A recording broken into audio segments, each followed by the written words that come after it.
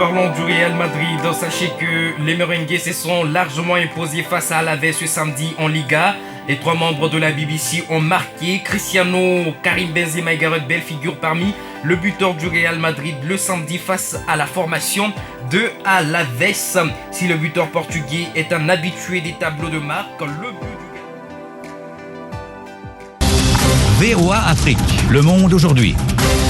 Cyclisme avec le Tour international de la RDC. Le point avec Genovic Mboa de Top Congo FM, notre station partenaire à Kinshasa. Après 220 km de course, pas de changement au classement général. Le Rwandais Jean Bosco Rouberois est toujours en jaune au terme de la deuxième étape, comprise entre Mbanzangungu et Kassangoulou. Une étape remportée dimanche par le Français Gabriel Roger Anthony, après avoir pédalé pendant 2h29, soit une moyenne de 38,2 km par heure. Mais cette deuxième étape a connu une fin tragique avec la chute d'un groupe des sprinteurs dû au dos d'âne, se trouvant à quelques mètres de la ligne d'arrivée, occasionnant des blessures graves.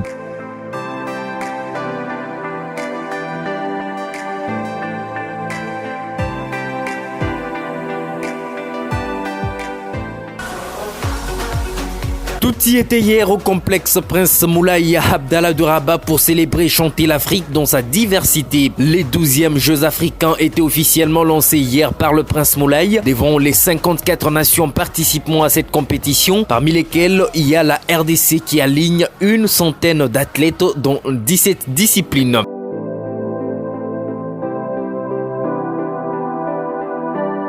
Le Maroc est le deuxième représentant africain à entrer dans la compétition après le pharaon d'Égypte. Il jouera le troisième match de cette 21e édition de la Coupe du Monde face à l'Iran dans le cadre de la première journée du groupe B. Les Lions de l'Atlas conduits par l'entraîneur français Hervé Renard partent un peu favoris sur papier au regard de leur effectif composé des joueurs tels que Mehdi Benassia, joueur de la Juventus de Turin.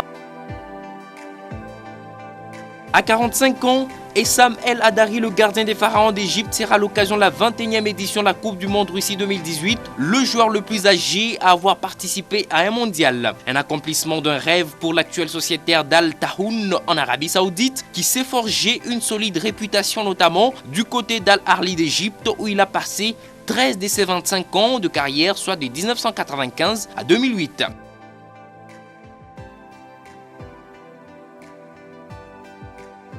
Dans une Coupe du Monde où les Africains n'ont pas pu faire mieux jusqu'à présent, les dernières rencontres s'annoncent déterminantes. La Tunisie, qui est déjà éliminée, s'apprête à affronter les Paraméliens dans un match à un seul enjeu. Sauver l'honneur en s'offrant une victoire mémorable. Chose qui ne sera pas facile quand on sait qu'en face, c'est le Panama qui va aussi jouer pour enregistrer les premiers points dans une phase finale de la Coupe du Monde. À Kinshasa, il n'y a pas que les embouteillages qui nous gênent, mais aussi les policiers censés assurer la sécurité au stade des Martyrs lors des matchs. Avec le retour des supporters au stade, du moins pour la rencontre d'hier, l'ambiance était tendue avant le match. Il n'y avait qu'une seule entrée sur Willery. Déjà à 12h, même ceux qui avaient leur billet n'avaient pas la possibilité d'accéder au stade, à l'instar de la grande sœur du portier camerounais de V Club, Simons Omosola.